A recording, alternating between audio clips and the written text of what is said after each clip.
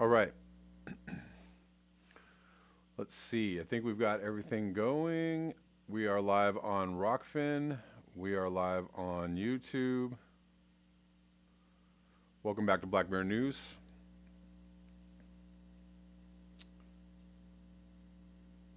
Where everything is not a conspiracy, yet many conspiracies are true. Welcome. For a little extra broadcast today. Thank you all for hanging out with me. Just wanted to cover some news items that I didn't really have time to get into this morning. So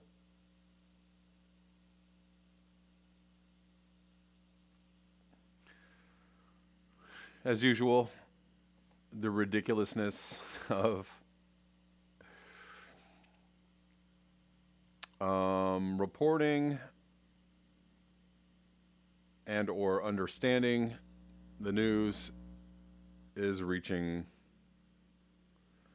all kinds of levels of craziness. But I think that we all like to think that this is historically new or that we're in unprecedented time. I think we're just, we're in the habit of repeating history. That's what humans do. We repeat history and the ridiculousness of history. I am on Rockfin. A couple people watch me on Rockfin. Let's get some more people on Rockfin, ROKFIN.com, where I am not suppressed. My viewership is not suppressed. But anyways, good to see you guys. More people coming into the room. Kevin Shanholzer, Rich Diana, Realize, Max Sarjay. Welcome, guys. Very quickly, I just wanted to let you know on YouTube that I have comments disappearing. And I'm kind of just assuming that it is YouTube doing that. So if you are leaving comments underneath my video after the video is over and your comment has disappeared, I am not doing that. A lot of times I'm looking at videos and it'll say that I have 10 comments and I go look at the video and there's like 4 comments and I'm like, where did the comments go? They're just gone. I can't see them. So fishy stuff happening on YouTube always.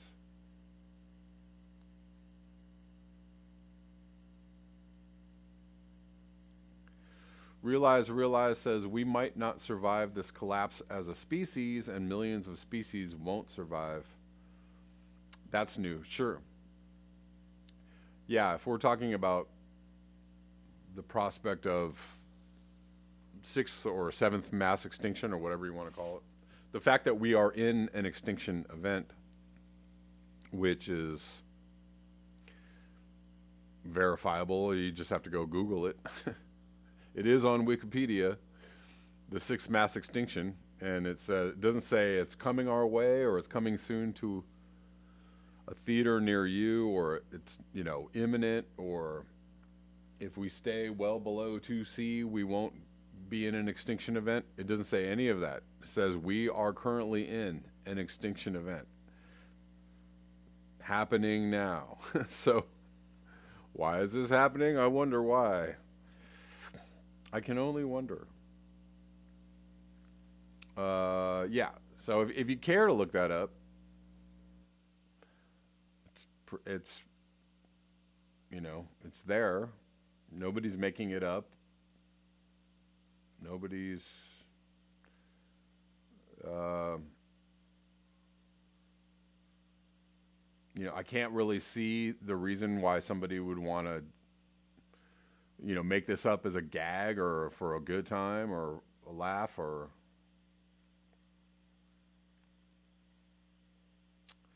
Louis Appett says MSM news sites are structurally blocking my all too realistic comments. Yeah. Indeed.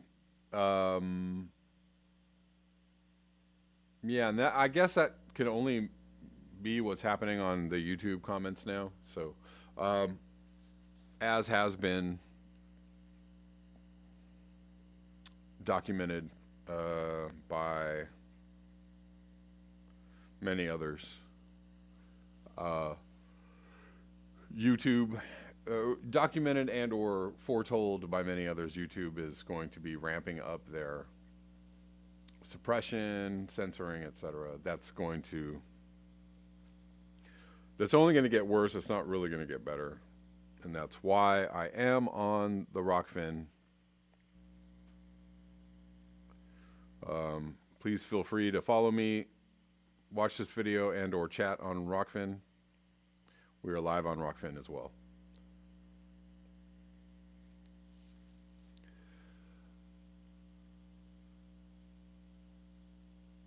Let's see. Realize says YouTube unconnects me constantly, or my service provider does, especially while engaged in certain online activities, controversial activities. Well, yeah, sure. Of course.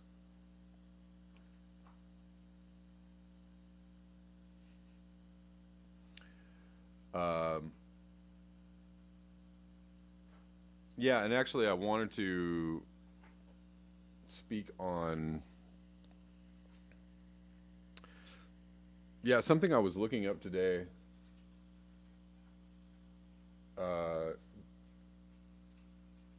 Something I was just looking up this morning.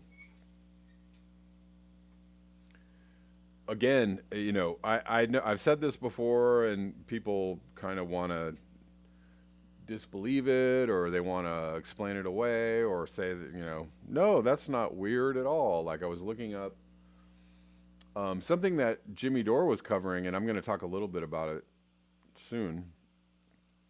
A large protest in France over Macron signing into law, well, basically a law,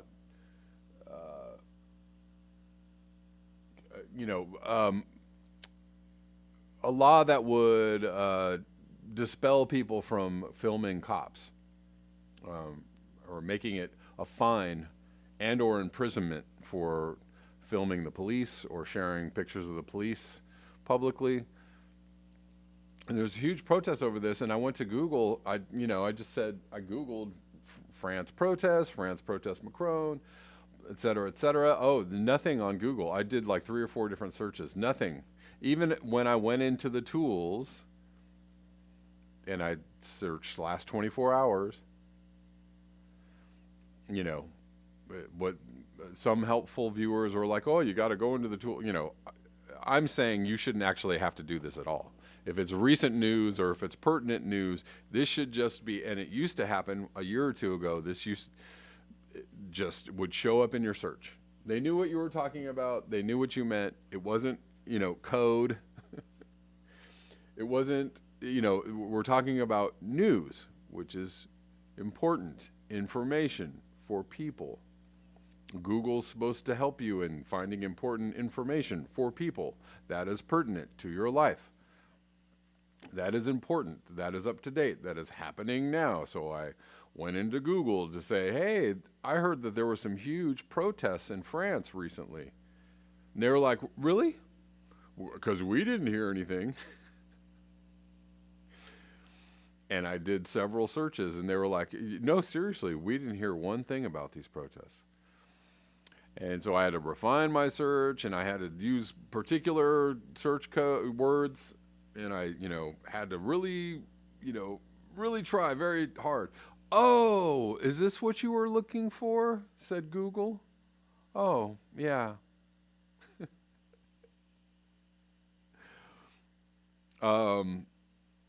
Yeah, no, that's not. So anybody, please, in the comment section, oh, of course they wouldn't do that.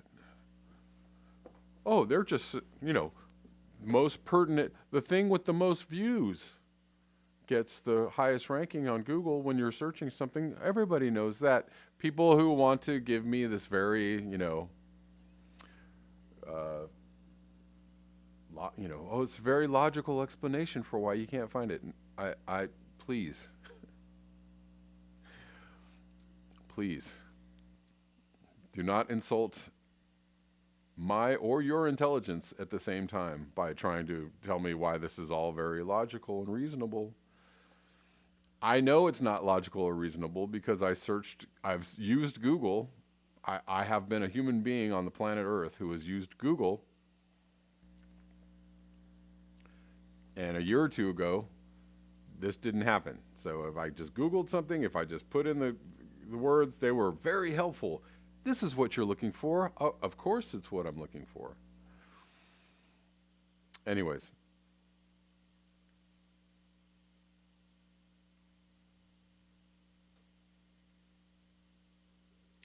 Bordeaux lamppost, it's mostly in French? Yeah. Yeah. Okay. Anyways, hi, Urban Hermit is watching me and commenting on Rockfin. How you doing, Urban Hermit? Yes. Oh, I think we'll get some more Rockfinners in here. I mean, the thing is this is a fairly... okay, stop, hold on. Constituent of clowns, use DuckDuckGo or another engine. I understand. I understand all that. I'm not... I know that you're trying to be mostly helpful, and I understand Boiled Rope Lamppost, you're being helpful. Or maybe you're... I understand it's all very, very helpful. Wendy DeLeese, Google is partly advertiser. Okay, I'm going to stop you guys right there and say, stop. I'm talking about... What I'm talking about is censorship. Obviously, Google owns YouTube. And the thing I'm talking about is censorship. Yes, I understand. There are other platforms to do your search on. And yeah, and Wendy DeLeese partly state driven. I'm going to stop you guys. I know you're being very helpful. I appreciate the help. What I'm getting at is that, there is a massive effort to censor people or to censor other ideas or other viewpoints or people knowing that something is happening when it is actually happening. Maybe there are no English language versions of this story about the French protests. I find that amazingly difficult, if not downright weird, to believe that nobody wrote a story about these protests in France. And maybe that happened. I don't know. Maybe that's true. Maybe they don't want to cover the story. I get that.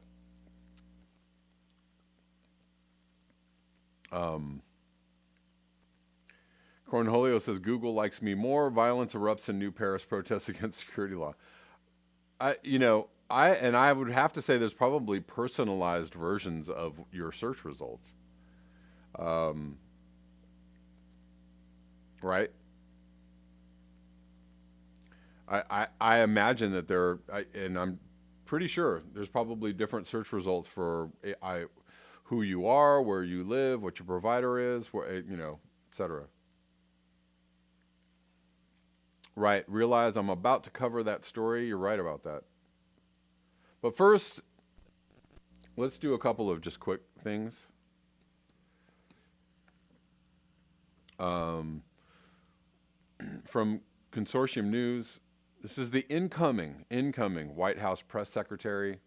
Any legitimate criticism that they don't like will be smeared as Russian propaganda, it seems. We're in for an awful riot, it looks like. So this is Jen Psaki.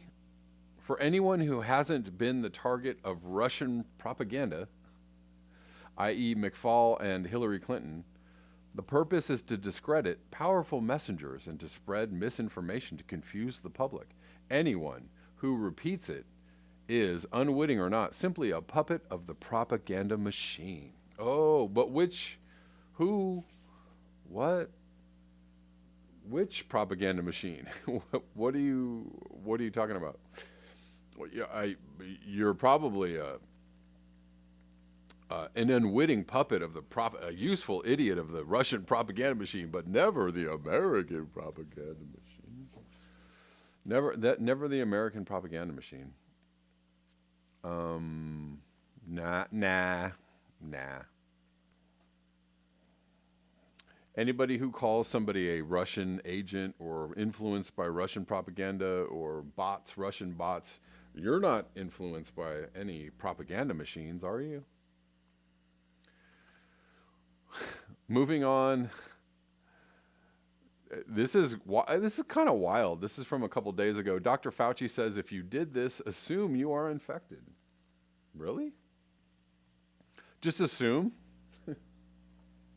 Go straight to being, do not pass go, go straight to being infected. I'm not saying that coronavirus is not real, and I'm not saying that don't be careful, and I'm not saying don't protect yourself, and I'm not saying don't be worried about getting it. You should. People are actually getting sick. It's an actual thing. Anyways, Dr. Fauci said,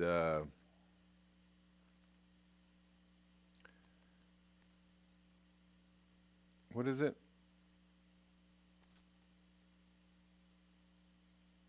Americans who celebrated Thanksgiving with other people outside their household should just assume that they are infectious and dangerous to others. So if you had a Thanksgiving and anybody was there in your Thanksgiving that didn't live in your house, you should just assume that you're infected. Okie dokie. I'm not saying that you shouldn't be careful, but there is a level of panic kind of that they're trying to generate around this. And I don't know. Like, again, I'm trying to just give a bit of a balanced critique of this. I'm not saying that it's not real, and I'm not saying that you shouldn't be careful, but I am also very aware of the fact that there are reasons why they would want to create this, panic, fear kind of thing going on within people. And now that Biden is a president-elect, there's a lot less resistance to this side of the messaging, I guess. Believe science, believe everything that you're told. If you don't believe everything you were told, then you should just assume you're gonna die. I don't know.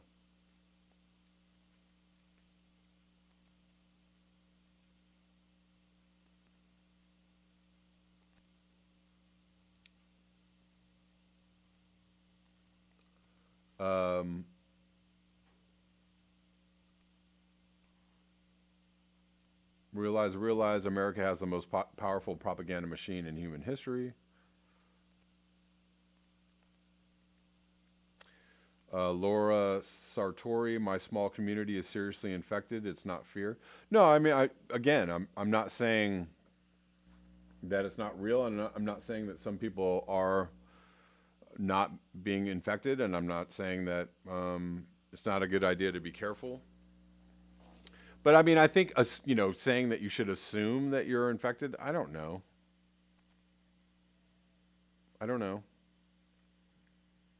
think if you're being careful and you're doing the things that if you're not just being random and willy-nilly about it, and you are being careful, I don't know if assuming you're infected is the right way to go, but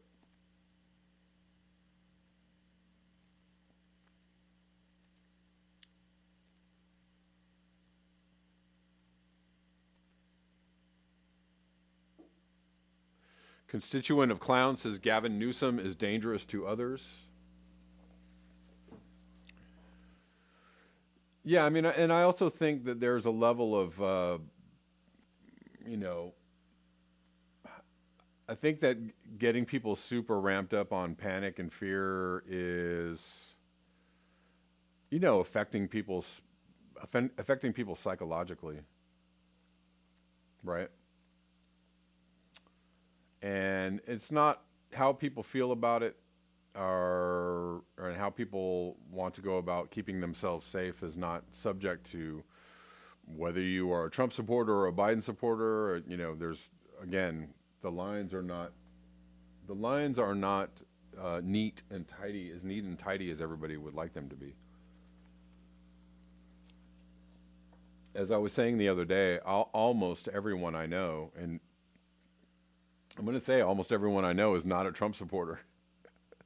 There might be a sprinkling of Trumpers in there, but I mean, seriously, nobody that I know, nobody that I talk to on a daily basis is a Trump supporter. And every single one of those people don't want to take the vaccine or are very skeptical about the vaccine. So, this idea that it's all along party lines, or that somehow if you're listening to the wrong people that you're getting the wrong information, or vaccine skeptics have been listening, Donald Trump is the reason why we have people being skeptical about vaccines. No.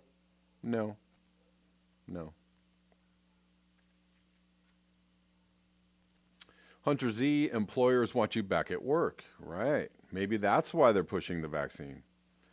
They need business as usual, and that vaccine is good for business, for sure. For some people's business. Laura Sartori, if you got together, you weren't being careful. Okay. I mean, that's fine, Laura. If that's, how you want to deal with it, that you're, I mean, that's what is working for you, or that's how you want to think about it. That's what's working for you. I just personally don't buy into the whole like super duper panic and stay in your house and don't ever talk to people and don't ever engage with anybody unless they've bring over their little, documentation of COVID free. I'm not one of those people. And if however, I'm not a person that's just walking around without a mask all the time. I'm not, anti-mask. I'm not anti-wash your hands. I'm not I've not going out and spending time in groups and crowds of people. I'm not doing that. So I'm in between where you are and where other people are. And I think that's fine. To do it however you like to do it. But, I don't know.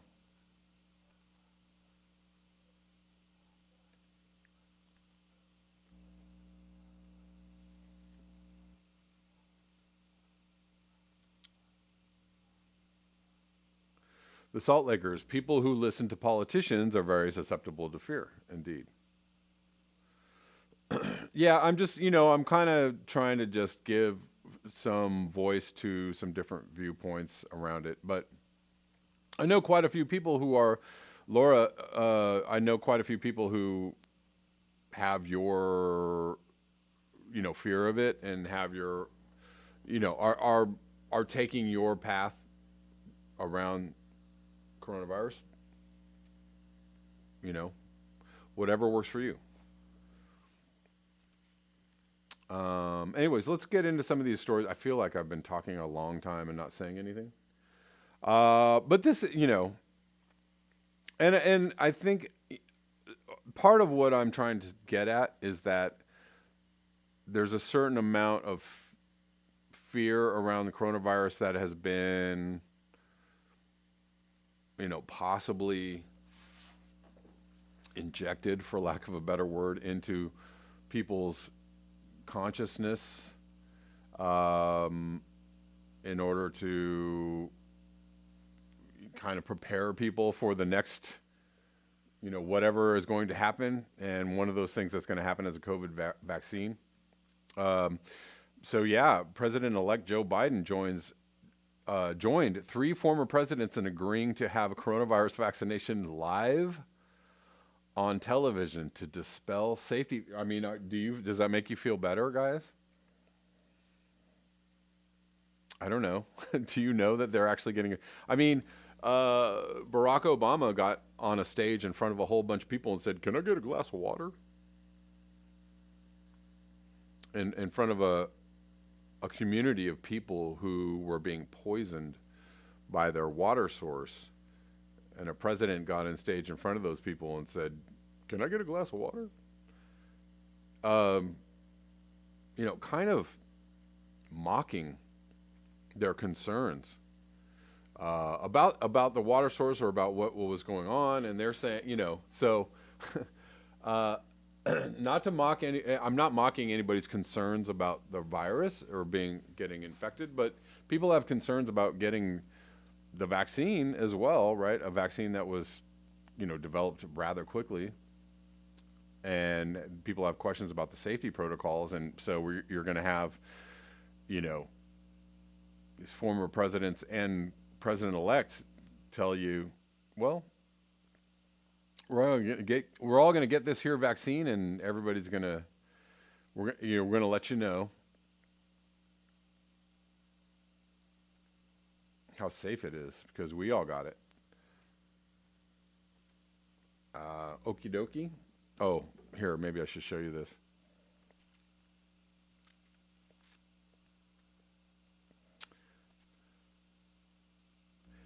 I mean,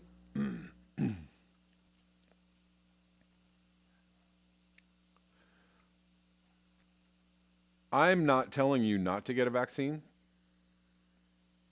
If you feel like that's going to be good for your safety, I'm not telling you not to get a vaccine. I'm just telling you that I personally know many people who are very concerned about this vaccine, and I think that they have legitimate concerns and fears around it.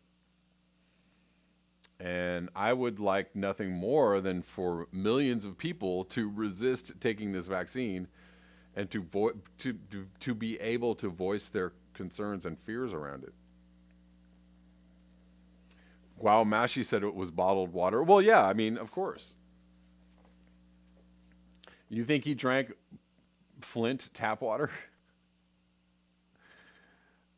I don't think he did.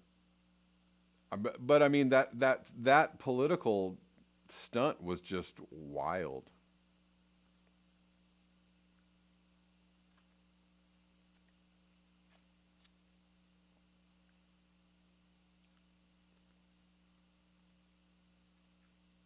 Hunter Z, you think I should walk the woods and monologue? Maybe so.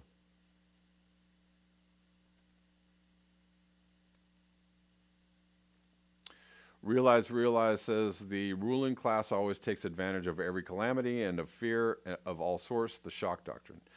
And that, that's kind of what I'm getting at is like, I'm not trying to downplay people's fears around coronavirus, and I'm not trying to tell you that you shouldn't be afraid.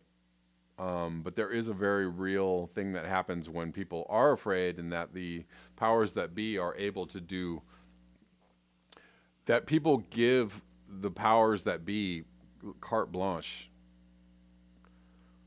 to do all kinds of things to dispel their fears in the what happened with going into Iraq. We started 2 wars because people were afraid of terrorism, because people were so in shock and so terrorized and terrified by what happened on 9/11 that we were able to say to the American public, well, we're doing this, to make you safe. As it turned out, and as it turns out, none of those things made us safer. None of those things was even close to actually having anything to do with the reason why 9/11 happened. And it was later revealed that the reasons for going into Iraq were totally bogus, that we were lied to, right? And so millions of people died. And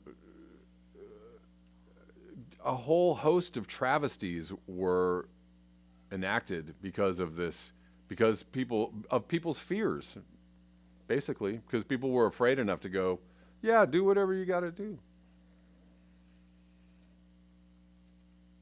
And yeah, are people afraid right now? Hell yeah, they are.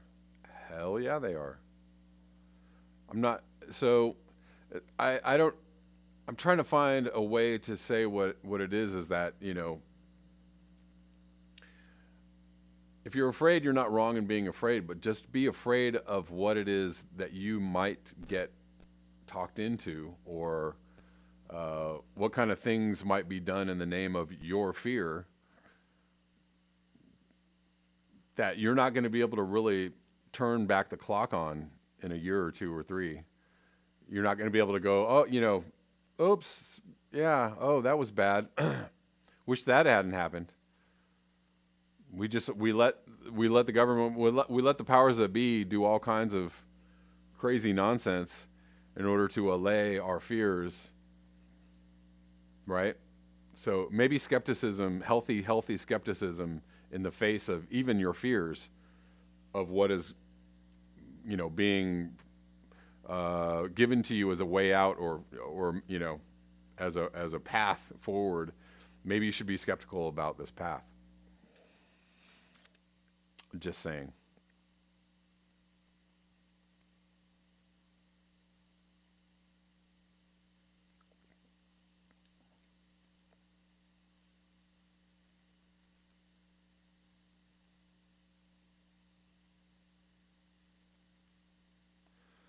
Let's move on. I know this is... so let's move on to this story about protesters. This is a very interesting story. Not covered necessarily on the televisions. Maybe you might have seen a video about this on YouTube or on the internets, or maybe saw Jimmy Dore cover this. A couple other people might have. Protesters returned to French streets to denounce police violence. Tear gas is fired. Thousands protested Saturday in Paris to denounce police violence and President Emmanuel Macron's security policy plans. But the frightening thing about the name, he called this originally, and I don't know if they're still calling it this, a global security act or something like that. So this is something that they're trying to make into law in France, but why are they calling it global security? Are they saying that this is something that they would like to see for the rest of the planet? Or I don't, there obviously is a reason for using the word global in the Security Act or whatever it is that he passed.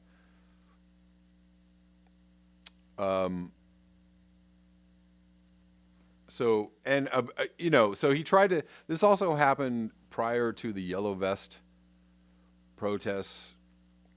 Macron passed a law, some kind of a carbon tax, and it ended up igniting this huge protest. And then they kind of reversed it, or quickly turned, said, oh, well, maybe we don't want to do that. But it was already too late. So it's the law was making it illegal. Again, this doesn't really give a lot of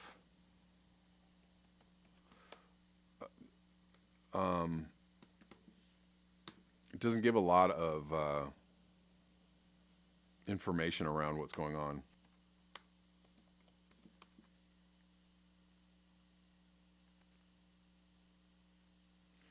Here we go. Maybe I can give you guys a little more info on this. UN experts have urged France to completely revise a proposed new security law, deeming it incompatible with international law and human rights.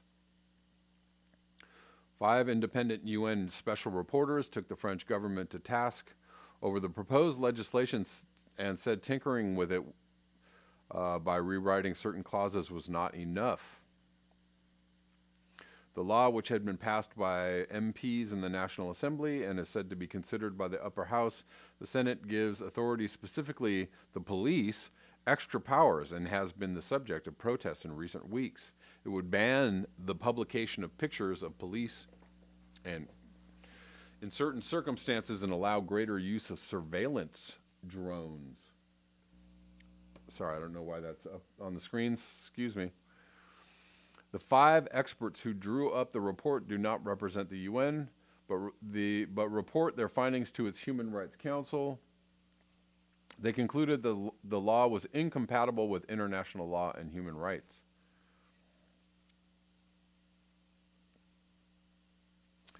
Among the elements of the proposed legislation that could limit human rights is Article 22, authorizing the use of surveillance drones in the name of security and the fight against terrorism, which allows extended surveillance, particularly of demonstrators.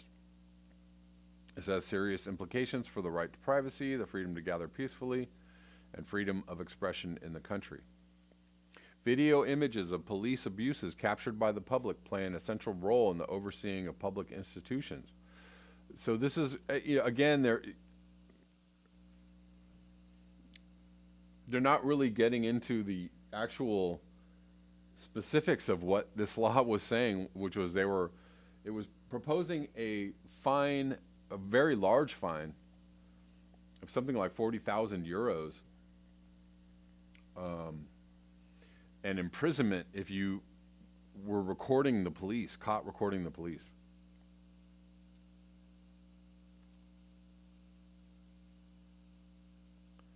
So I don't know why they're not even really telling you what the,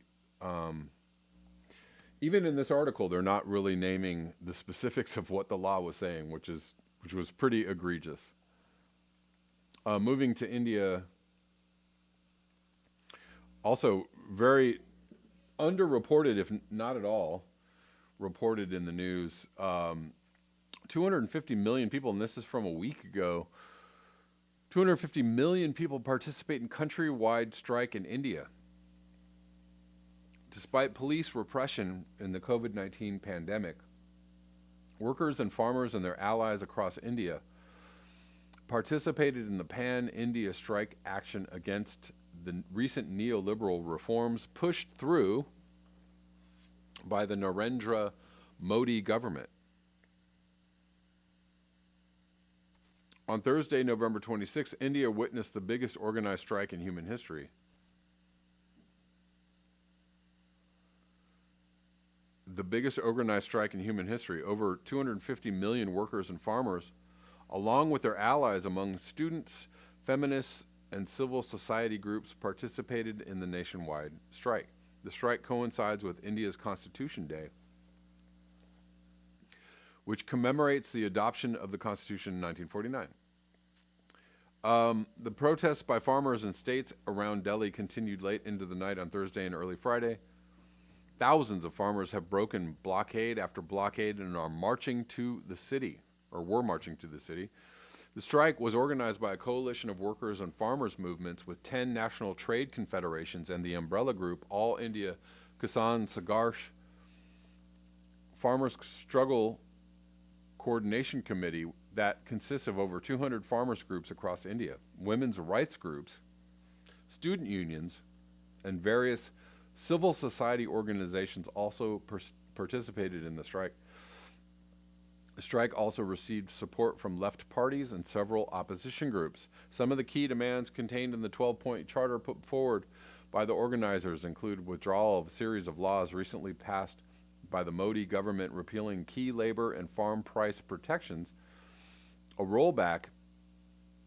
repealing the price protections, a rollback in the recent disinvestment policies in major government-owned enterprises, implementation of existing welfare schemes for rural workers, and expanding welfare policies to aid the masses affected by the economic fallout of the COVID-19 pandemic. So it sounds like, what protesters in several countries they're asking for, help from the government in the face of COVID-19.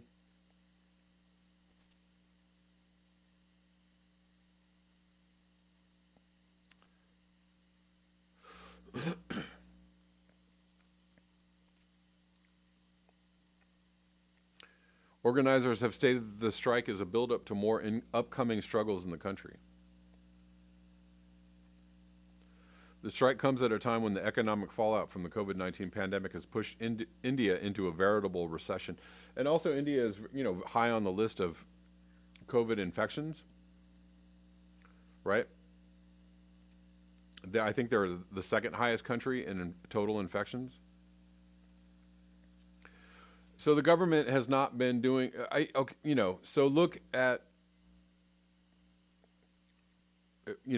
on some levels mirrors what is happening in our government. So, not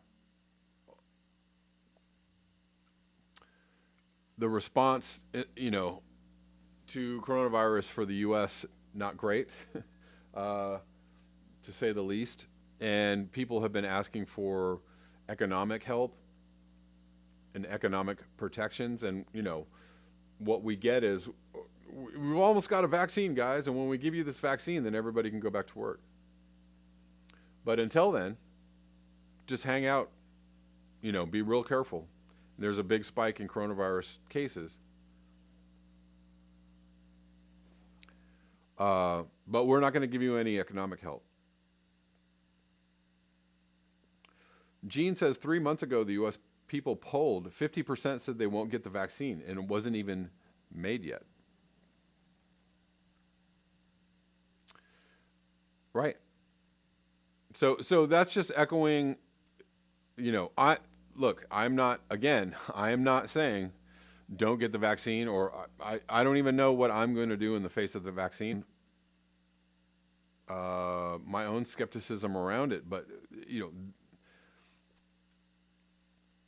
a lot of people have concerns about this vaccine, and they are not Trumpers. They are not all right-wingers. They're not low information. They're not bad people, right? They're not stupid people. No.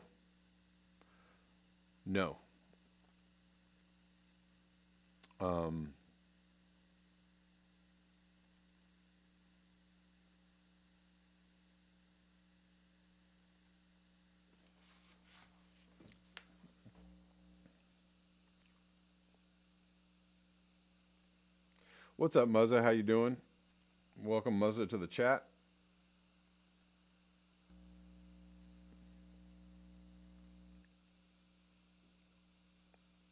Yep, constituent of clowns, Modi wants to allow corporations to push GMOs on Indian farmers. They already have. I think that's already been done. But yes, he wants to allow more of that.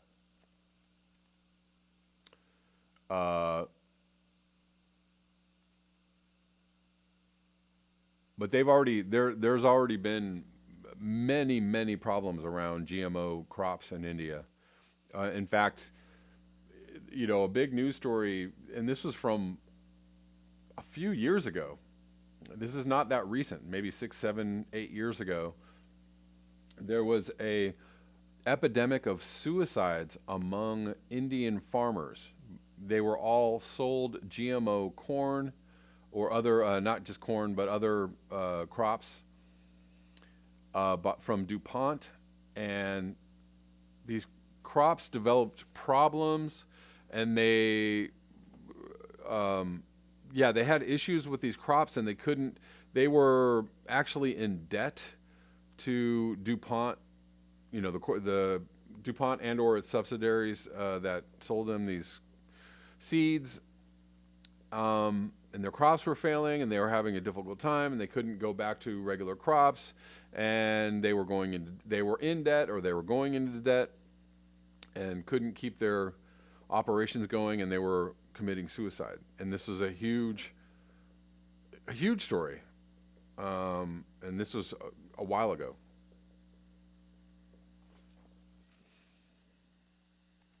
Monsanto, Jazz Farm says Monsanto. Yeah. Basil says, let politicians get the vaccine first. If they live, it's good for the country. If they die. Well, I think that's why they're trying to do this stunt around the presidents all going, we'll take the vaccine. Some sugar water in the veins, and that never hurt anybody.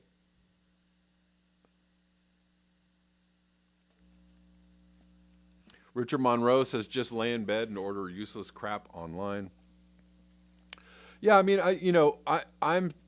I'm just giving voice to the idea, and it's not just an idea, it's actual reality, that people have all kinds of different views on what's going on around the virus and what is being done in the face of the virus, and how they feel like people should be allowed to react to the virus, et cetera, et cetera.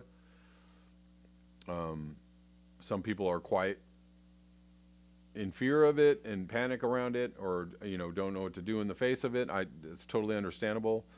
But a lot of other people have their skepticisms about what we're being told about it, or being told to do about it. And a lot of people are very skeptical of Dr. Fauci, and they're not all Trumpers. They're not all, again, they're not all of them are low information people or bad people. I know a lot of people who have skepticism around what Dr. Fauci has been saying, and they're quite intelligent people. So, thanks for the super chat. Where did that super chat come from? I know this has been a long video. I've just been kind of just talking a little bit. Oh, I saw it. Here we go. The new normal. What's up? Thanks for the super chat. The new normal. I don't know if I have any other things I want to talk about. Interesting story. So, in the final days of his presidency, Trump has been trying to withdraw troops from Afghanistan, Syria, Iraq, and now Somalia. And I had a bit of a back and forth with a follower about something about Trump. But anyways, this is happening. This is not just something he's saying, or he says, he is actually butted heads with military leaders within his own cabinet about withdrawing troops. There was a very public spat he had with Bolton around a peace deal with Afghanistan. That actually was a thing. It was a thing that happened. It is not just Trump saying stuff.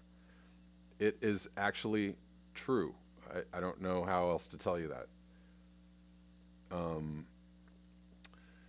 But anyways, Trump orders most U.S. troops out of Somalia. If you don't like Trump, I understand it. But you can't like Trump so hard that you can't even see reality. You have to actually understand when things are true or when they're not true. And I don't know how else to put that. But Trump orders most U.S. troops out of Somalia. Interesting story. So he's trying to, get us out of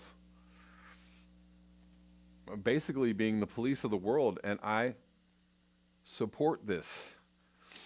I really don't want to hear from right-wing neoliberal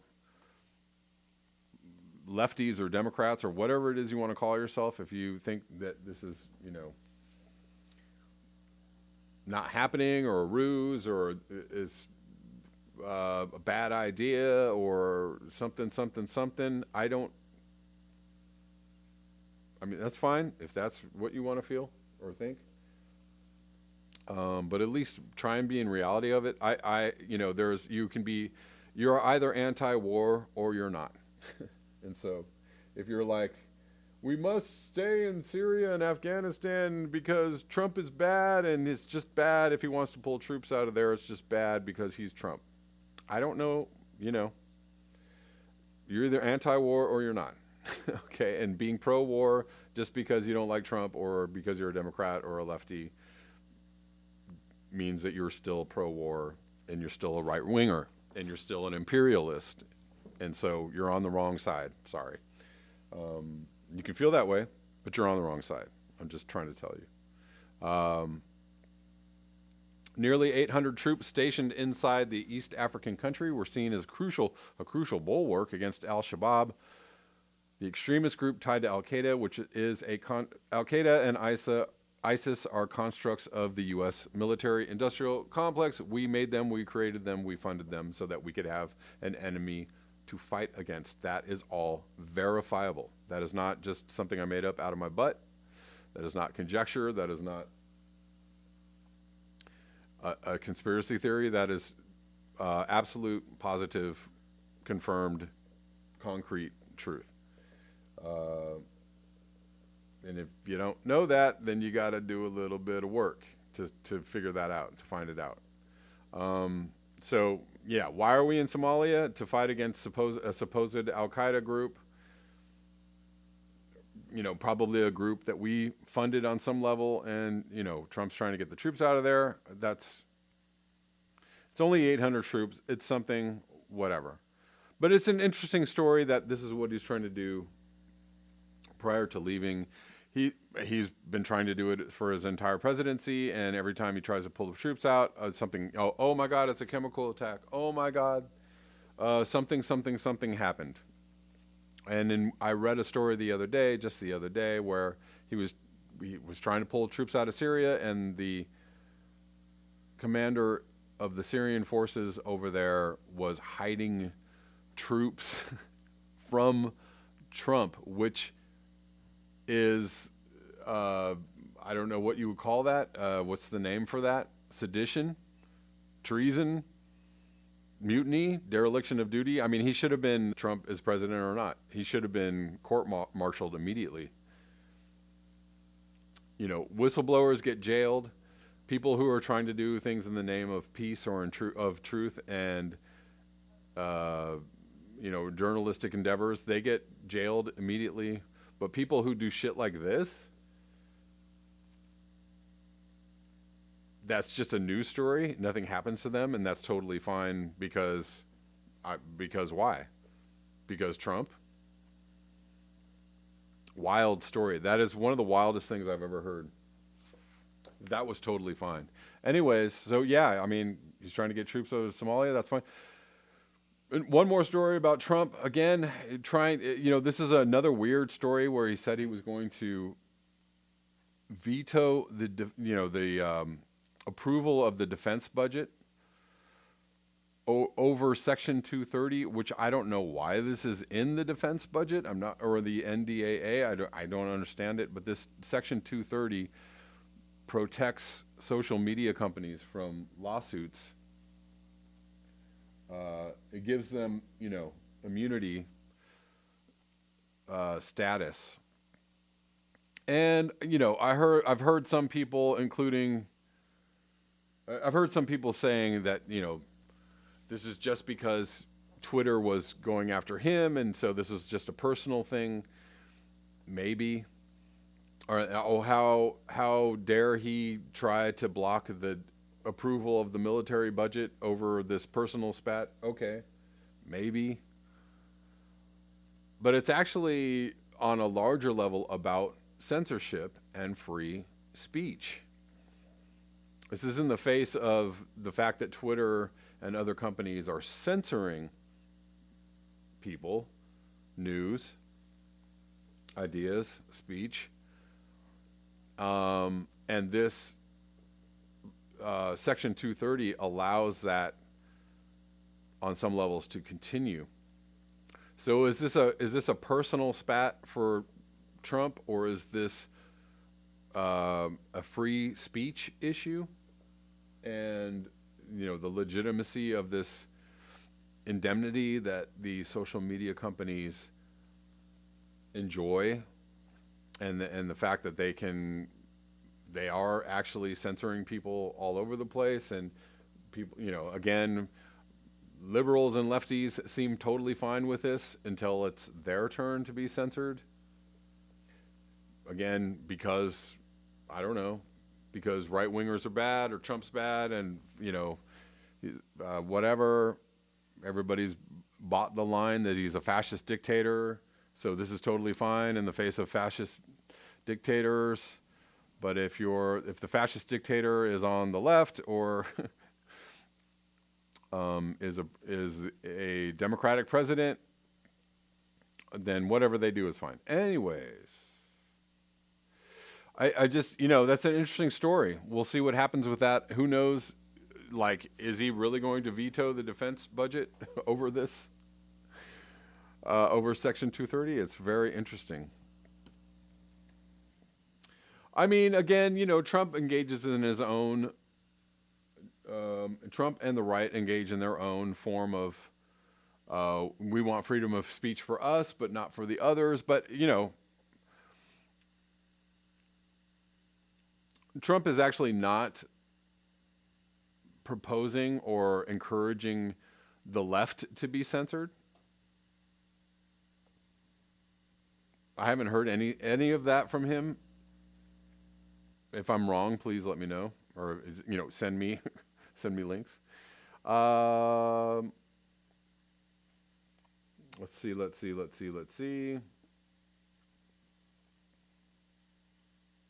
Realize says, I'm seeing Trump shift troops from one spot to the other. They don't come home, so I'm not impressed. I mean, you know, so granted, I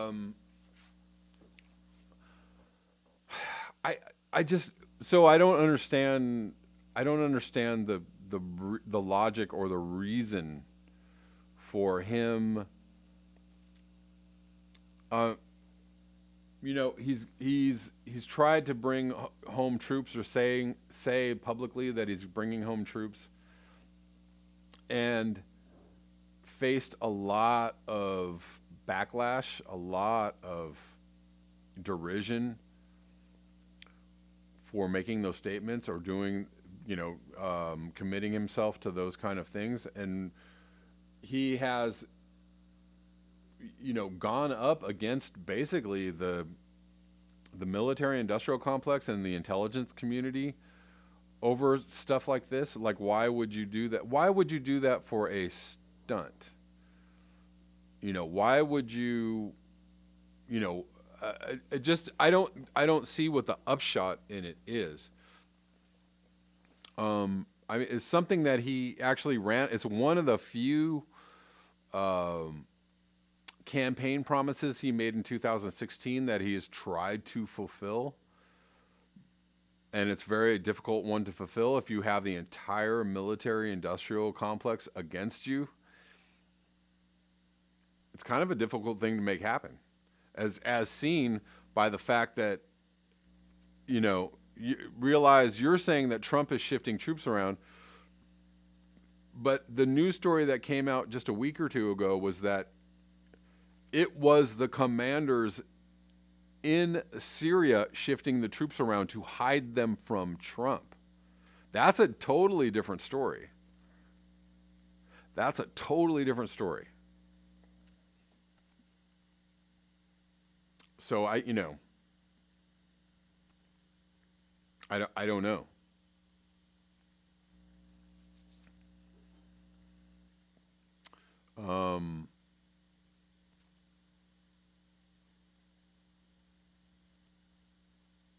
Sixth mass extinction says Trump is a clown and a puppet, but so is Biden. Two wings of the same establishment. So last thing I wanted to talk about. Everything is personal with T-Rump. Yeah. Last thing that I want to talk about in this video, and this regards whether Trump is truly oppositional or whether he's controlled opposition. His entire presidency, and I've said this before on this channel, that I think that he has controlled opposition. However, a few of the things that he has done in the recent times, I don't know, makes me question whether he's controlled opposition or not. He's done some truly oppositional things, or tried to do some oppositional things. He's gone up against the intelligence communities. And that's not something that it's not something that you do without receiving a certain amount of wrath, which he has. So is he truly controlled, or is he trying to exert some kind of independence or free will in the face of the powers that be, or the deep state, or whatever you want to call it? I don't know. I've been confused his entire presidency about that. Um, you know, if he's controlled opposition, that also makes sense because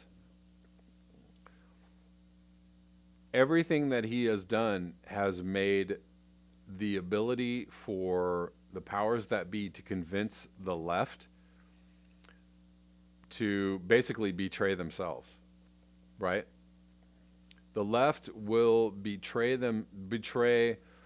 will say, we don't need First Amendment rights, freedom of speech. We don't need that anymore. It's fine if you censor people. We love war. We love endless war. We're down for anything that will further chip away at our rights because Trump. Because if Trump says 2 + 2 = 4, people on the left hate him so much that they're like, well, Trump said 2 + 2 = 4, so if you want to tell us that 2 + 2 = 5, we're down for that because Trump is just wrong every time. He just lies all the time. So if he's just said 2 + 2 = 4, it must be a lie because Trump said it. Like, that is the level of lunacy and depravity that the left is engaging in, because they're like, even if it makes total sense, we're against it because Trump said it. So Trump has been such a monster of just such a caricature of everything that is horrible in the world to be held up for the left or anybody that that a lot of atrocities or impingements on people's rights or even logical thinking have been able to be put forward in the face of Trump. So, if Trump said it, it's wrong, it's bad, and here's why it's bad. We're going to tell you why. And everybody on the left goes like tongue out. Yeah, totally. Yeah, it's bad because Trump wanted to get rid of the troops. It's bad because Trump said it. Like, everything, anything that so censorship, great. Endless war, great. Bigger military budget, super cool. Surveillance, great. Anything that has been used as a tool, or, impeachment for things that, other people have totally done, right? Impeachment on grounds that are very shaky, great. Investigations launched against a president with little to no evidence, or evidence that was concocted by the intelligence community, great. Left is totally for that. So, if he's controlled opposition, his work has been exemplary, right? So, I don't know. I'm just, the news stories are interesting. I'm going to say that if he repeals Section 230, awesome. If he gets troops out of Somalia, awesome. If he gets troops out of Afghanistan, awesome. I can't say that for everything else he's done. I'm not, I'm glad to see Trump go for many, many other reasons. But, now logic has become so scrambled that it's going to be hard to get back to logic. Maybe it'll be easier with Trump gone. Maybe if Trump is gone, maybe it'll be easier to dissect things or clear, say, hey, this is obviously illogical. And because it's not coming from Trump, people would go, oh yeah, that's obviously illogical. Yeah. Okay. Or, you know what I'm saying. Anyways, it's Richard Monroe's birthday. Awesome. Richard Monroe, happy birthday to you. 65 years young. That's great. Let's all give up happy birthday for Richard Monroe. Long-time viewer. You've been around for a while, Richard Monroe. Yes, you have.